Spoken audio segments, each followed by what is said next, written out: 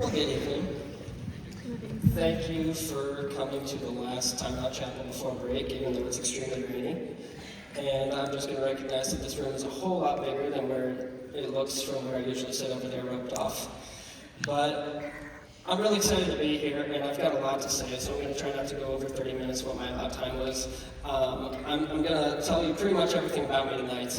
But before I do that, I only know about 20% of the people in this room, so I'm going to back up and tell you a little bit more about me and who I am and why you know me on campus. For starters, one of the most prominent things in my life is I got engaged 4 days ago.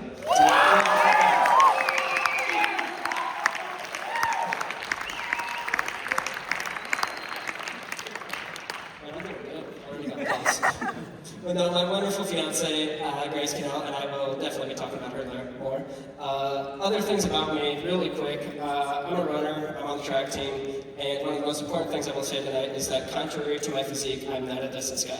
I just sprints, and nothing over 400 meters. So I love the distance team, nothing against them, it's just that's not me. Other things about me, I'm one of the housing mentors for Ignite, so that means I work with our Ignite program in Oakwood, and I'm a sophomore, so that means it's my second year living in Oakwood, and I love it. I love working with our Ignite students, and yeah, that's some of the stuff I do around here. I'm a sophomore, I'm a pastoral ministry major. There we go. Got a couple ministry majors. But yeah, so I'm a ministry major, and that's a big part of why I'm up here, telling you just about everything there is to know about me.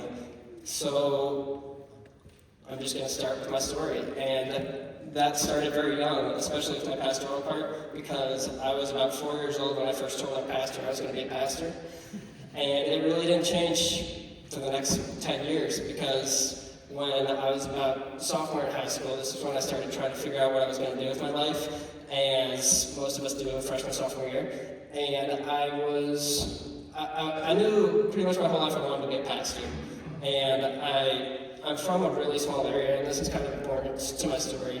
I'm from Northwest Ohio, so 3 hours from here, and I had about 36 students in my grad class, really small public school, and I had about 30 or 40 in my church on Sunday morning. So I'm from this real small, tight-knit rural area, and I love that, and that's a big part of my call is I feel called to a small church.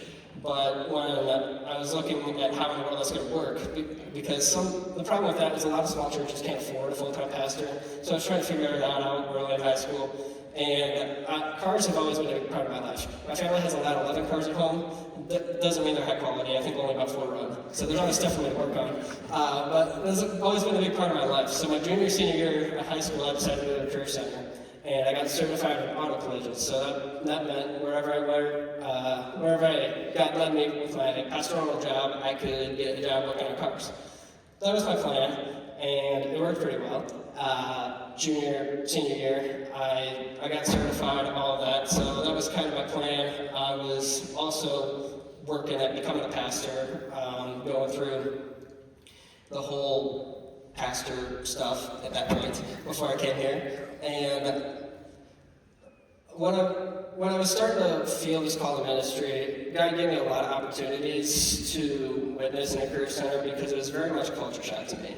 I went from 36 in my grad class to 500 juniors and 500 seniors, and it was a huge difference. I was the only Christian guy in my auto body class, and that meant there were a lot of opportunities for ministry, but it also led to a lot of insecurities and hard time making friends and all that.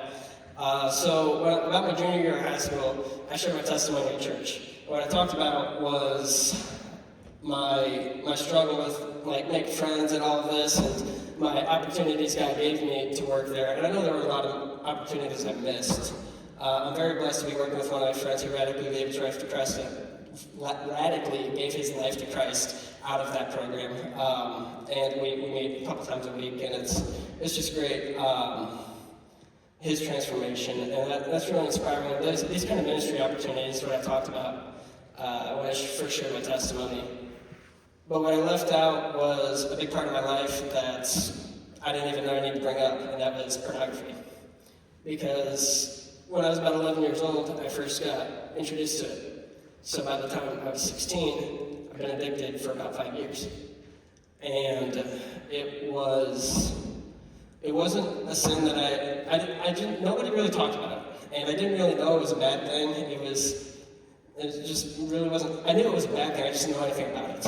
And nobody really talked about it. It's weird, uncomfortable, whatever to talk about. So nobody did. So by the time I was sophomore in high school again, it's become this heavy addiction that nobody talked about. But also my sophomore year was when I started realizing I was getting decent at track. And like I said, I run here, so this is my 8th year competing in track, so it's been a big part of my life. Early in high school, I started to realize that I was probably going to be able to have an impact on a small team because of a small school my senior year. And that's all I really wanted, because I remember being in 7th grade and how influential the seniors were to me. And that's all I wanted. I just wanted to be able to be a good influence, but I knew I wouldn't be able to do that if I went home and watched porn. So I tried really hard to get rid of it. And I would pray and I'd fall, and I'd pray and I'd fall. But I remember this time, my sophomore year, with track season, I gave it to God and I stopped cold turkey for 2 years. And I believe God took it from my life, but I also believe that if I would have been listening to what God really wanted me to do with that transformation, I would not have fallen back into it later. So it was 2 years clean. And that's really weird for an addiction like that, because I've been told, and I knew that that's not something you can get over without telling people about it, but I didn't want to tell people about it. So I shared my testimony shortly after I got clean. I left that part out, because I didn't really, it was just weird and I felt like I was good and it was behind me. It's my senior year, I never really did any of the God things to cope with it. I just, it's gone, I'm not thinking about it anymore, no transformation stuff, I'm not going to talk about it, none of the confession or accountability stuff that God calls us to. I was running from that. So my senior year, I get into this relationship, and I'm not going to say anything about it. It was just, we both really wanted different things. She wasn't a Christian, and that was it. It wasn't right, and it wasn't right for us to be together. We were only together 2 months, and towards the end of the relationship, I realized looking back that I really wanted to save her more than I wanted to date her. And I was putting myself at emotional expense for that. And I was willing to get her so she could see what God did in my life. And we had this argument that ultimately resulted in us breaking up. And then I shared everything with her. I told her how God took pornography from me 2 years ago, and we ended up breaking up. And now, the only time I ever told anybody, it blew up in my face, and I'm like, man, that's what people do when you talk about it. So that made it worse, because I didn't really cope with it. I didn't do what God told me to do to get over it. So right after my senior year, I fell back into it. And this whole summer I didn't date. I knew it was wrong, but I just couldn't get out of this addiction, out of this cycle. I kept falling. And then I get here freshman year, and it's something that I'm sure most of us, if not all of us in this room, have experienced around. And when you come here, you're surrounded by this body of believers throwing their hands up in worship in a way that I've never seen before. And it was great. It was amazing, the inspiring world that I was thrown into. And I was also blessed to be very early involved in the track team. And our head coach took over last year, which was my first year too. And he started doing an accountability group with the men, and it was specific to porn recovery.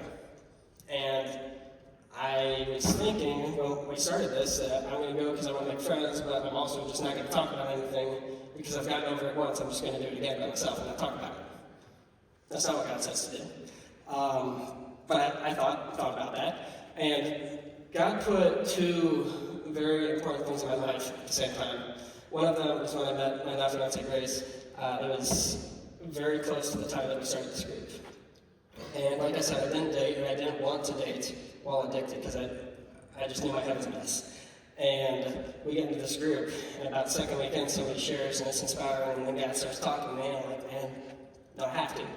And so I write this list, I make this bullet point list of everything I'm going to share. Like, if I'm sharing everything, I'm sharing everything. I'm still taking back my Bible, I still have it. Fourth weekend of this group, I share everything. And I felt this weight lifted off of me. I remember when my best friend Seth, he looks at me across the room, and he's like, dude, you just told the darkness to shut up. And I felt this weight lifted off of me, and now I've been clean for over a year again. And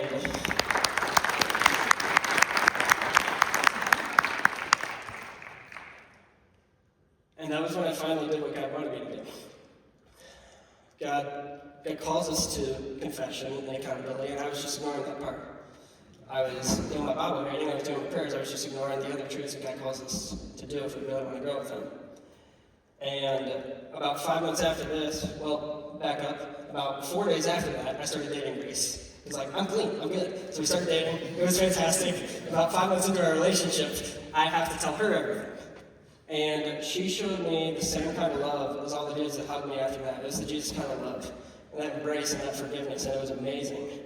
And I didn't deserve that, but it was amazing, it was beautiful. And since then, the transformation that's kept me clean for over a year. It's not been an easy year, but there's been stuff I've had to talk about, these temptations, all these thoughts. It's not been an easy year. But I've been getting through it because I've been leaning finally into what God's wanted me to do, and that was confess and get into accountability groups and get into mentoring relationships. And these are other truths that God says we need to work on, but are often overlooked. There's a Wesleyan or Nazarene view. Once I throw these theological words, just stick with me. It's not going to be that deep. That when you get saved, there's this grace that God gives you, and you want to follow after it. You want to follow after Him. But if we're not nurturing that relationship and nurturing that desire to follow Him, we will lose interest and we will fall away. That is on us. Now, I don't want you to walk out of here when I finish this message and think, man, that dude just told me that I'm doing everything wrong, and turn it into what I often turn into, a Pharisee-like relationship with God, where you need to read your Bible 15 extra minutes a day, or else you're not going to be saved. That's not what I want, because I have a problem with that myself, as I turn it into a law. It's like, I have to do this, I have to do this, or else I'm not good enough. God's a gracious God, and He will meet us when we fall short.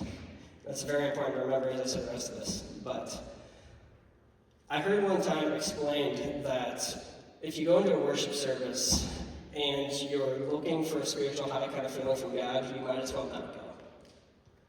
Because the worship that we do, worship could be anything, but in this example, specifically music, it's supposed to be in awe and reverence for what God has done in your life. And we don't get that awe and reverence and that permanent love for God if we're not nurturing Him. And that was something I've learned, and something I want to share of how I've gotten over that struggle. And that's these spiritual highs, because when a lot of us go through these church services, this is something I've definitely experienced. It's like when I was struggling, and still today, if I'm struggling throughout the week, I go to this church service and the sermon hits me, or the worship song, and then I have these, like, throw my hands in the air, like, God, I give it to you. Or a lot of revival messages are even like this. They're like, God, I give you everything except this, and then they show you how to do this little part. But then after that revival, slowly it starts to go back to where it was. Or Sunday, you go throughout the week, you're struggling, you get to church, and the sermon really speaks to you exactly what you needed. And God gives you this moment to come back to Him, but then throughout the week, it slowly goes back to where it was. And that's something I've been battling. And it's like, how do we get over that? How do we get over that? I've heard so many times in the church that people want this walk-through fire kind of faith with God. They want to be able to go through anything, any trial, any fire, literally do anything for God. The kind of faith that in Daniel chapter 3, Shadrach, Meshach, and Abednego, this is where we get the famous line of, my God is big enough to save me from this fire, but even if He chooses not to, I still will not bow down to you. We want that kind of faith, but we ignore the truths to get there. My passage for tonight I'm going to talk about is Daniel chapter 6. And this is the famous story of Daniel and the lion's den. Now, this wasn't a passage that I really am personally attached to, but this I don't remember if I mentioned that my dad's the youth leader in our church. And over the summer, I was able to work with our youth group, and my dad being the youth leader, that pretty much turned into me writing a lesson, which was a fantastic opportunity. I loved it. And we went through Daniel. We went through the book of Daniel. And when I wrote the lesson for Daniel chapter 6, somebody said something that stuck with me. The Holy Spirit wanted me to talk about it because it's been in my mind for like 6 months. If you've been in any small group with me, I've probably talked about Daniel 6 because it's been stuck in my mind. So what happened with Daniel was King Darius was over him, and Daniel was one of his governors, and he was blessed by the Lord. He was faithful to the Lord. And there were other governors and satraps around him, and these other people were jealous of Daniel's promotions. And they weren't happy about Daniel eventually being over them. So they thought, let's get rid of it. But they couldn't do that because Daniel was a faithful and honest and just man. So what they did was, they're like, what we can't get him for is his faith. They decided to target his faith, and they crafted this decree or law, and they gave it to King Darius, and they said that we're going to make the statue of you, and if anybody bows down to any god or any person other than the statue, for 30 days they get thrown in the den of lions. And the king, being the king, what king wouldn't like that? Everyone's going to bow down. That's great. So he signed into the law, and Daniel, it says that he knelt down at his windowsill after he heard that it was signed 3 times that day and prayed, as he'd done previously, or other translations, like as had been his tradition. But what we like to skip to is that walk through fire kind of stuff where he goes into the den of lions and gets saved because of his faith. But we skip the part where he knelt 3 times at his windowsill, as had been his tradition. And this was intimate prayer. And my prayer life doesn't look this good. The same spot 3 times a day to pray. It wasn't a pre-game prayer. It wasn't a, God, I didn't study for this exam, please get me through it prayer. I'm sure he did those kind of prayers. It wasn't a driving to work prayer. It was intimate time with God that he committed. And even when the king signed this decree saying, if you're worshiping another God, we're still going to throw you in the den of lions, he didn't change his commitment to God. So he went to the same spot 3 times a day and prayed. And Paul talks about 1 Corinthians that we need to imitate the faith of those. Not just pray for that faith, because it's so easy to pray, God, give me that kind of faith, but we don't do it. God calls us to so much bigger, we just need to go to him. And that's what I've learned, that's what I was running from. The fact that we need to run to what God wants. And that may be increasing your scripture reading, or your prayer, or the listening kind of prayer, or confession, or accountability groups, or mentoring, and all of these things. Confession. Confession was the one I was running from, but all of these things God says that we need to do, these spiritual disciplines. They're always there, but you can always do more. And what I always battled is probably what some of you are thinking is like, man, I'm doing good, or I've got practice, or I've got work, or all these excuses that we can come up with. I need to watch Instagram reels for 15 minutes before I go to bed. All these things we can think of that can get in the way of that. But I want to close with a story here, and it's a very, very inspiring story to me. And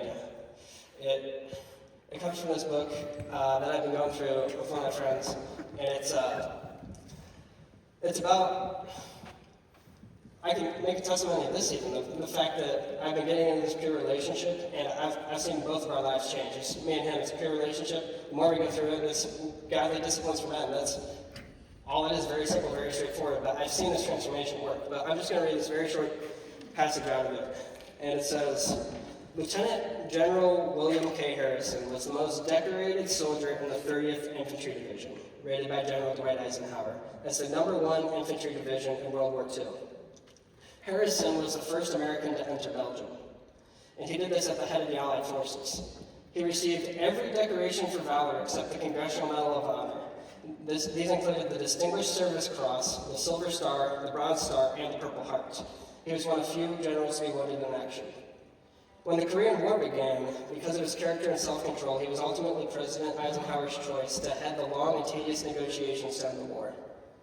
Harrison was a soldier who led a busy, ultra-kinetic life, but he was also an amazing man of the word. This is the important part. When he was a 20-year-old West Point cadet, he began reading the Old Testament through once a year and the New Testament 4 times a year. Harrison did this until the end of his life. Even in the thick of war, he maintained his commitment by catching up during the 2- and 3-day respites for replacement and refitting that followed the battles. So when the end of war came, he was right on schedule. When at the age of 90, his failing eyesight no longer permitted this discipline, but he had read the Old Testament 70 times and the New Testament 280 times. No wonder his godliness and wisdom were proverbial, and that the Lord used him for 18 fruitful years to lead the officers of Christian fellowship. That story is crazy to me because it shows that it's possible. In our busy lives, our busy college fit, just crazy lives that we have, it's so possible to adjust our spiritual disciplines to be more like God, to grow in His Word. And my life is a testimony to the fact that it's worth it. I've run from what God wanted me to do. And I've heard sermons like this, and I've been praying for this sermon that God reveals something to you. Whether that's finally taking that first step, or increasing your spiritual life, or whatever it is, please don't walk out of this room wishing you would have done something tonight. Please don't wake up tomorrow wishing you would have done something tonight. Because I've lived both lives. I have, and I've run from it. I spent 18 years running from it. But when I finally stopped, like, God, I give you everything. I gave it to God.